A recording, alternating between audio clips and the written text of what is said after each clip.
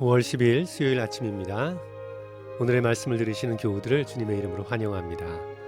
우리 다같이 찬송가 370장 주 안에 있는 나에게 함께 부르신 후에 말씀 나눕니다.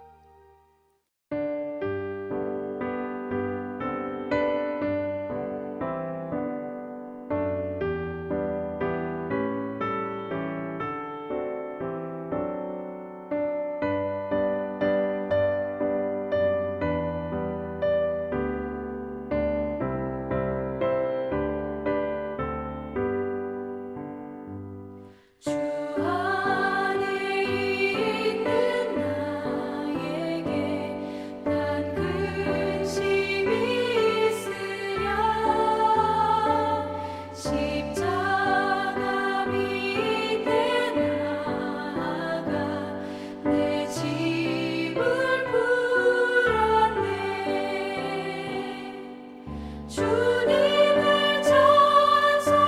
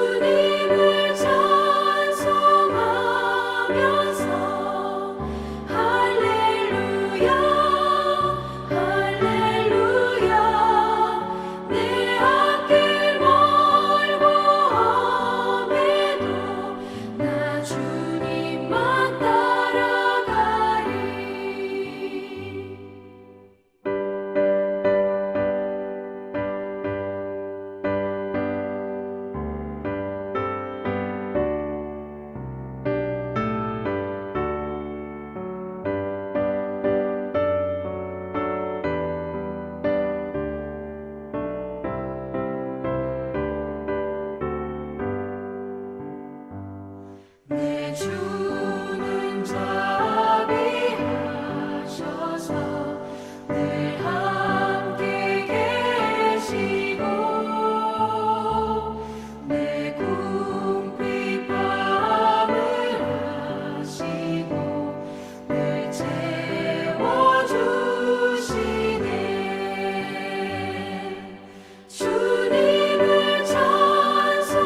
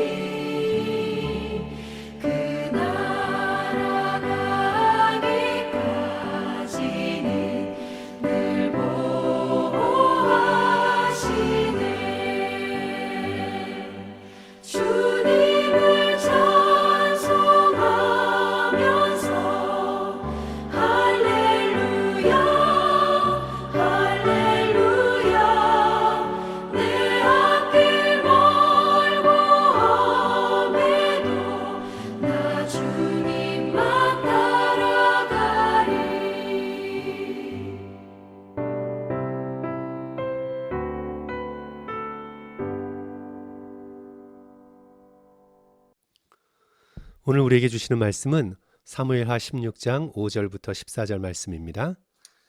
제가 천천히 읽어드리겠습니다. 다윗 왕이 바후림의 이름에 거기서 사울의 친족 한 사람이 나오니 게라의 아들이요 이름은 시므이라. 그가 나오면서 계속하여 저주하고 또 다윗과 다윗 왕의 모든 신하들을 향하여 돌을 던지니 그때의 모든 백성과 용사들은 다 왕의 좌우에 있었더라. 시므이가 저주하는 가운데 이와 같이 말하니라. 피를 흘린 자여, 사악한 자여, 가거라, 가거라. 사울의 족속의 모든 피를 여호와께서 내게로 돌리셨도다. 그를 이어서 내가 왕이 되었으나 여호와께서 나라를 내 아들 압살롬의 손에 넘기셨도다. 보라, 너는 피를 흘린 자이므로 화를 자초하였느니라 하는지라. 스루야의 아들 아비새가 왕께 여짜오되 이 죽은 개가 어찌 내 주 왕을 저주하리이까. 청하건대 내가 건너가서 그의 머리를 베게 하소서 하니. 왕이 이르되 스루야의 아들들아, 내가 너희와 무슨 상관이 있느냐. 그가 저주하는 것은 여호와께서 그에게 다윗을 저주하라 하심이니 내가 어찌 그리하였느냐 할 자가 누구겠느냐 하고, 또 다윗이 아비새와 모든 신하들에게 이르되 내 몸에서 난 아들도 내 생명을 해하려 하거든. 하물며 이 베냐민 사람이랴. 여호와께서 그에게 명령하신 것이니 그가 저주하게 버려두라. 혹시 여호와께서 나의 원통함을 감찰하시리니 오늘 그 저주 때문에 여호와께서 선으로 내게 갚아 주시리라 하고. 다윗과 그의 추종자들이 길을 갈 때에 시므이는 산비탈로 따라가면서 저주하고 그를 향하여 돌을 던지며 먼지를 날리더라. 왕과 그와 함께 있는 백성들이 다 피곤하여 한 곳에 이르러 거기서 쉬니라. 다윗이 압살롬에게 쫓겨 예루살렘을 버리고 피난 가면서 보여주는 가장 놀라운 모습은 시므이를 대하는 태도입니다. 시므이는 초대왕 사울 집안 사람입니다. 당연히 다윗에게 원한을 품고 있는 사람입니다. 다윗이 강할 때는 아무 말도 못하다가 이제 약해지니까 나와서 요란하게 저주하며 떠들어댑니다. 이를 통해 알게 되는 건 다윗이 왕이 되어 오랜 세월 이스라엘을 다스렸지만 모두 다가 그의 다스림을 좋아했던 건 아니라는 사실입니다. 언제나 불만을 품은 사람, 다윗이 잘못되기를 바라는 사람, 그가 약해졌을 때 아프리카의 하이에나 무리들처럼 나와 뒤쫓으며 괴롭히는 사람들이 늘 있습니다. 기회를 못 만났을 뿐이지 그가 약해졌을 때 언제나 튀어나올 준비가 되어 있는 사람들입니다. 제가 캐나다 토론토에서 교회들이 모여 이룬 노예라는 조직에서 임원으로 일했던 적이 있었습니다. 교회에 여러 크고 작은 분란들을 다뤄야 하는 일들이 가끔 있었는데요. 그때 관찰하며 깨달았던 것이 이 목회자가 은퇴할 때쯤 되면 시비 걸고 비판하고 목청 높이는 교우들이 적지 않음을 발견했습니다. 은퇴할 때면 힘이 약해질 때잖아요. 그때 평소에는 불만을 안으로 사귀고 있던 교우들이 그걸 표면으로 드러내고 심지어 괴롭게 하는 일들이 여러 건 있었습니다. 물론 목회자가 모두 다 잘한 건 아니에요. 그런데 상황이 그렇게 되었습니다. 여기 미국에서 만난 어느 원로 목사님께서도 목회할 때는 늘 자기 편인 줄 알았는데 은퇴가 가까워 오니 변심하고 힘들게 하는 분들이 있더라는 고백을 들은 적이 있었습니다. 성도 여러분, 사람의 마음이 그런 것 같습니다. 레임덕이라는 표현이 있는 이유이겠지요. 성도들께서도 주변에 내가 뭔가 실수하기를, 잘 안 되기를 바라는 사람들의 눈길을 알아채린 적이 있을 것입니다. 우리 주변에 늘 친구만 있는 것이 아닙니다. 누구든 적이 있습니다. 비판자가 있습니다. 친구인 줄 알았는데 아닌 경우도 여러 차례 있습니다. 내가 약해졌을 때 등 돌리고 마음 아프게 하는 사람들도 있습니다. 저도 그런 경우를 여러 번 경험했습니다. 그런 사람들이 비판의 목소리를 높이고 모함하고 괴롭힐 때 과연 우리가 어떻게 해야 할까에 대하여 오늘 본문의 다윗은 좋은 모본을 우리에게 보여줍니다. 우선 다윗은 그냥 놓아두었습니다. 내버려 두었습니다. 다윗과 일행이 예루살렘을 버려두고 피난 갈 때 말씀드린 것처럼 시므이가 쫓아오며 돌을 던지고 먼지를 날리며 저주하죠. 피를 흘린 자여, 사악한 자여, 가거라 가거라. 사울 집안의 모든 핏값을 치르게 하셨구나. 살인자여, 가거라 가거라. 하나님께서 나라를 내 아들 압살롬에게 넘기셨구나. 피 흘린 자여, 허이 가거라. 꼴 좋구나. 저주받은 자여. 한 번이 아니라 따라오며 끝까지 산비탈을 내다름질치며 돌 던지며 먼지 날리며 저주합니다. 이때 당연히 다윗과 함께하던 용사 아비새가 감히 누가 우리 왕에게 이런 저주를 하는가? 화가 나서 다윗에게 강을 건너가 저를 죽일까요? 묻지요. 그때 다윗이 이렇게 대답합니다. 그가 저주하는 것은 여호와께서 그에게 다윗을 저주하라 하심이니 내가 어찌 그리하였느냐 할 자가 누구겠느냐. 여호와께서 그에게 명령하신 것이니 그가 저주하게 버려두라. 놀라운 반응입니다. 그래, 건너가 치라 하면 조용해질 텐데 그냥 내버려두라. 들으면서 가자. 용사가 저 심의 하나쯤 죽이는 건 식은 죽 먹기입니다. 그러나 다윗은 그렇게 하지 않습니다. 하나님께서 허락하셨다 생각합니다. 사실 심의가 자기가 마치 선지자인 것처럼 행동하며 하나님의 이름을 들먹이지만 하나님께서 심의에게 그렇게 하라 시킨 것이 아닙니다. 심의는 하나님께 말씀을 받지 않았습니다. 그는 선지자가 아닙니다. 그의 말도 옳지 않습니다. 거짓입니다. 그는 이스라엘 전체를 죄악에 빠지게 한 사울 집안 사람입니다. 하나님께서는 다윗이 사울 집안을 폐위시켰다고 그랬기 때문에 사울 집안에서 흘린 피 때문에 다윗을 벌주시는 게 아닙니다. 사울은 스스로 멸망했습니다. 사울 집안의 피에 다윗은 무죄합니다. 오히려 다윗은 사울 집안의 요나단과의 언약을 기억하여 선대했죠. 심의의 저주는 거짓입니다. 더군다나 하나님께서는 압살롬에게 왕위를 넘기지 않으셨습니다. 압살롬이 잠시 승리한 것처럼 보이지만 하나님께서는 다시 다윗의 왕위를 회복시키실 것입니다. 다윗의 저주는 심의의 저주는 처음부터 거짓이고 과장입니다. 그런 저주를 다윗이 그냥 내버려 둡니다. 혹시 그 저주 속에서도 자신이 회개할 것이 있나 들으며 피난 갑니다. 그 저주가 옳아서가 아니라 자신이 회개해야 하기 때문입니다. 다윗은 지금 왕으로서가 아니라 죄인으로서 하나님 앞에 서 있습니다. 하나님의 긍휼과 자비를 바라며 자신의 죄를 참회하는 죄인으로 그는 피난 갑니다.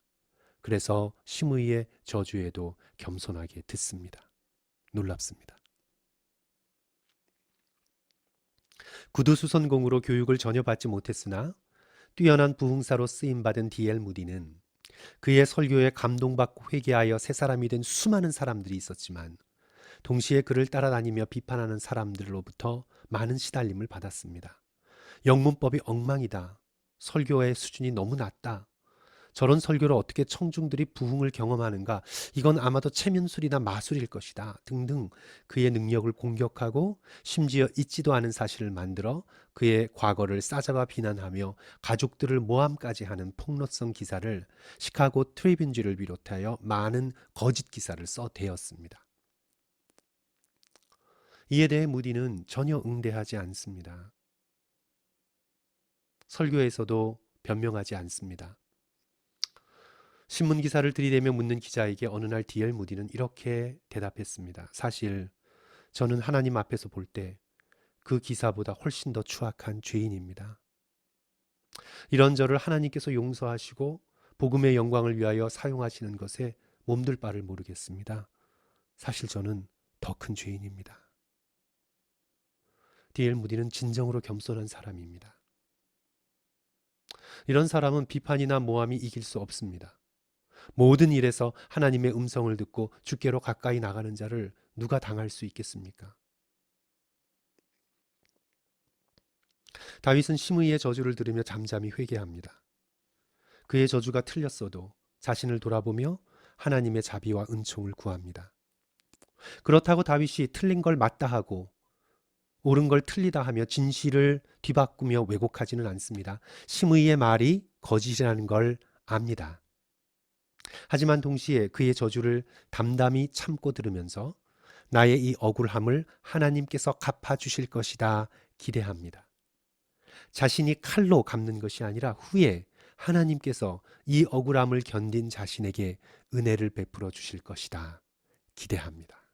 12절 혹시 여호와께서 나의 원통함을 감찰하시리니 오늘 그 저주 때문에 여호와께서 선으로 내게 갚아 주시리라. 놀라운 믿음입니다. 사람에게서가 아니라 하나님에게 기대합니다. 하나님께서 내 모든 억울함을 반드시 선으로 갚아주시리라. 그렇습니다, 성도 여러분. 저도 여러 번 보았습니다. 저렇게 저주하고 모함하고 남을 억울하게 하는 사람들은요, 순간적으로 시원할 줄 모르나 반드시 그 죄값을 치릅니다. 그 저주와 거짓이 자신에게 되돌아옵니다. 그러나 참고 인내하고 하나님을 의지하는 자는 반드시 선으로 보상받습니다. 온유한 자가 땅을 차지한다고 했습니다. 진정으로 온유한 자가 하나님의 나라를 기업으로 누리게 됩니다. 그러므로 성도 여러분, 우리도 참고 인내합시다. 우리의 억울함을 하나님께서 갚아주십니다. 어쨌든 우리는 하나님 앞에 인생을 살아가는 사람입니다. 다른 사람이 날 비난한다고 내가 더 죄인이 되는 것도 아니고, 다른 사람이 나를 칭찬한다고 내가 더 의인이 되는 것도 아닙니다. 하나님께서 알아주시고 갚아주시면 그것으로 족합니다. 하나님께서 우리의 손해를 반드시 선으로 더 크게 갚아주실 것을 믿으며, 그리스도께서 십자가의 자리에서도 잠잠하며 인내하셨듯 우리도 예수 그리스도를 깊이 생각하며 우리에게 들려오는 비판들, 소문들을 믿음으로 참아내며 하나님 앞에 언제나 서 있는 그 놀라운 하나님 앞에 자리를 지켜내는 저와 성도들 되시기를 다시 한번 간절히 축원합니다. 기도하겠습니다. 사랑의 주님, 다윗의 이 태도를 본받게 하옵소서. 억울함 앞에서도 감정에 따라 행동하지 말고 인내하며 모든 일에서 하나님을 생각하게 하옵소서. 비판하는 말을 통해서도 하나님을 생각하고 회개하게 하시고, 억울한 일을 통해서도 그 억울함을 손으로 갚아주실 하나님을 바라보며 기대하게 하옵소서. 예수님 이름으로 기도합니다. 아멘. 성도 여러분, 끝까지 들어주셔서 감사합니다. 오늘도 예수님과 함께 기쁘고 당당하게 사시는 저와 성도들 되시기를 축원합니다. 다시 한번 감사합니다.